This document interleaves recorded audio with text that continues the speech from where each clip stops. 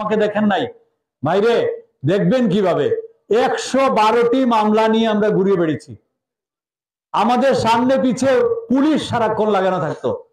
আমি কানাইঘাট আসে কোনো বিয়ের অনুষ্ঠানে আসছে, বিয়ের সেন্টারের সামনে এক গাড়ি পুলিশ থাকতো। আমি কানাইঘাট আসে কোন দিকে যাচ্ছি, সামনে পুলিশ পিছে পুলিশ, এই ধরনের অবস্থায় আমাদেরকে চলাফেরা করতে হয়েছে।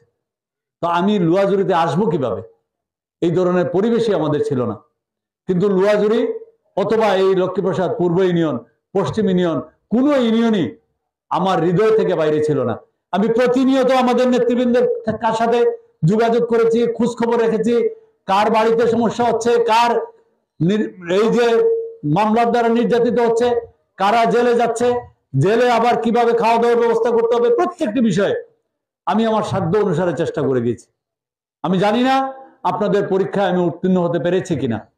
আমি বিশ্বাস করি আমার আন্তরিকতা এতটুকু ছিল যে আমি কোনো সময় আমার এলাকার মানুষের প্রতি আমার কোনো ধরনের দরদের অভাব ছিল না, এখনো নাই, ইনশাআল্লাহ আমার মৃত্যু পর্যন্ত এটা থাকবে না। সো আগামী নির্বাচনে আপনাদেরকে আমার অনুরোধ থাকবে, আপনাদের কোনো ধরনের প্রলোভনে কেউ বেহেশতের সার্টিফিকেট নিয়ে আসুক অথবা বেহেশতে যাওয়ার রাস্তা দেখাক, আপনারা দয়া করে আমাদের ধর্ম মতো জীবন জীবন আমাদের ধর্মে যেভাবে আমাদের বেহেশতে যাওয়ার রাস্তা বলে দেওয়া হয়েছে সেটা বিশ্বাস করবেন। অন্য কারো সার্টিফিকেটে বেহেশতে যাওয়া যায় না রে ভাই। কেউ রাস্তা দেখালেও সেই রাস্তা দিয়ে উনি যান, আগে বলবেন আপনারা যাওয়ার একটু রাস্তা দেখান।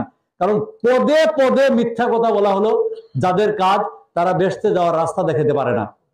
যারা প্রতিশ্রুতি ভঙ্গ করে তারা কোনোদিন বেহেশতে যাওয়ার কোনো সুযোগ পাওয়ার সম্ভাবনা নাই, এটা হাদিস কোরআনে বর্ণনা আছে।